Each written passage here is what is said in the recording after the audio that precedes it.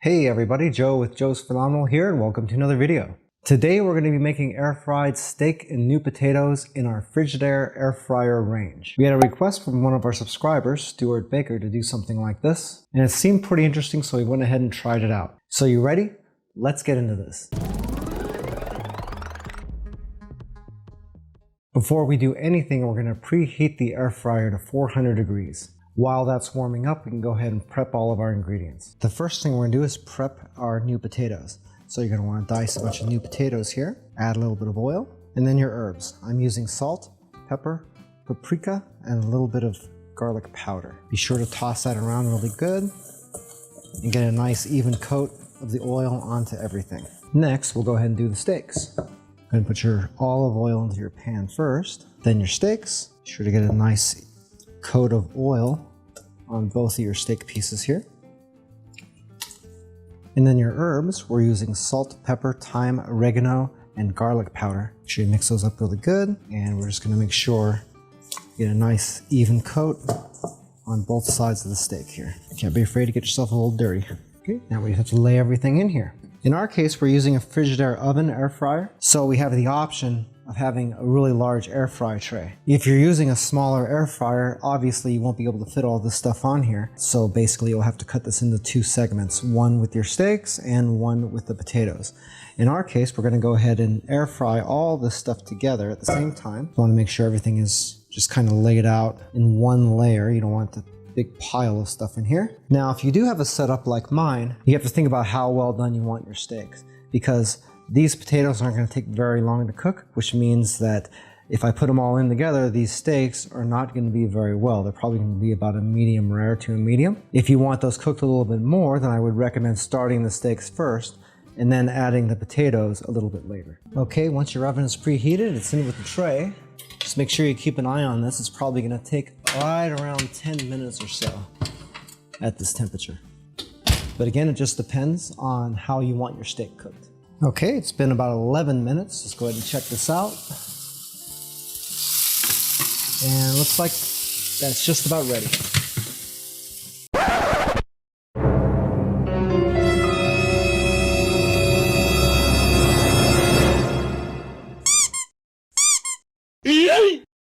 Now we can just set aside our potatoes and our steaks to rest, and we can go ahead and do the asparagus. You're gonna want to heat up a little bit of olive oil. You'll know the olive oil is ready whenever you start to see little ripples form in it. You're going to want to do this over medium-high heat. As far as your asparagus goes, be sure to cut the bottom section off of it. That's the root section, which tends to be really chewy. And you'll be able to tell because it's discolored. It's going to be more like a white color instead of the green color of the asparagus. Do yourself a favor and just get rid of that right away. Okay, once your oil's ready,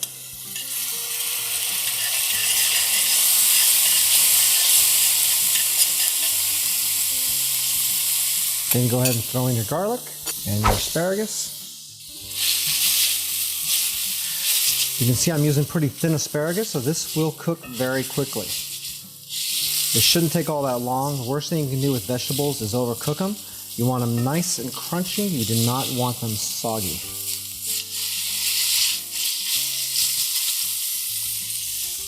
Then we got a little bit of salt and pepper to season these with. The key is to keep moving stuff around. You don't want anything sitting too long in the pan on one side, otherwise you're going to end up burning one side and undercooking the other.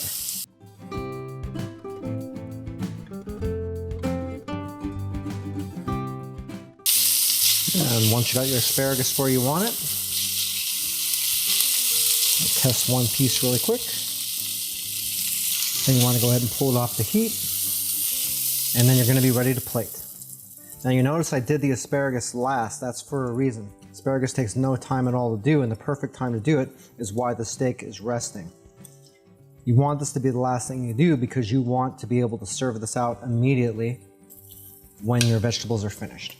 By the way, if this is your first time here and you want to learn some cool new recipes, get some great cooking tips and tricks, and all sorts of other kitchen related things, then start now by subscribing to the channel and clicking the notification bell so you never miss a thing.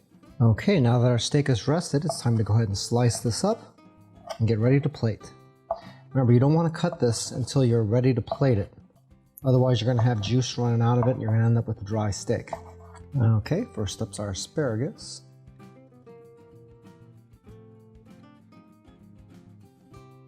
And we'll bring in our steak. Just like that. Then add in our potatoes.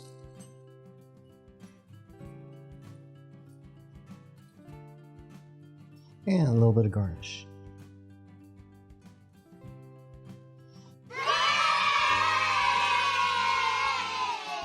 We left that in the oven for about 11.5 minutes and we got a perfect medium steak out of that. As you might have noticed though, my steaks were only about a 1/2 inch thick. So if you want to cook something like that in the air fryer and you want a crunchy crust, you're either going to end up with a steak that's cooked a little bit more well done, or you're going to have to go with a thicker cut, probably a 1-inch thick cut of meat. Another thing you might notice is I didn't have to flip the steaks. That's one of the great things about using an air fryer for that. The steak sits in the basket and that's suspended in the middle of the oven, and the air fryer does all the work. You don't need to flip the steak, you don't need to turn it, you don't have to do anything else. It should cook perfectly even for you just sitting there. Now, if I had been using a thicker cut of meat, obviously I would have gone ahead and started the meat first and then thrown the potatoes in a little bit later. But that wasn't really a concern because I was using a thin cut of meat and I wasn't going to be cooking it very much. Just remember that if you do this recipe, you're going to have to take that into consideration. If you'd like to make this recipe, all the ingredients and measurements are down in the description of the video, along with the calorie count per serving, the fat, the carbohydrates, and the protein content. And if you'd like to learn a little bit more about Joe's Phenomenal, you could check out a couple more videos here, or you could check us out online at joesphenomenal.com.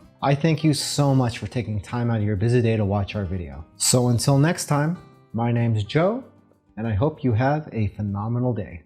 Take it easy.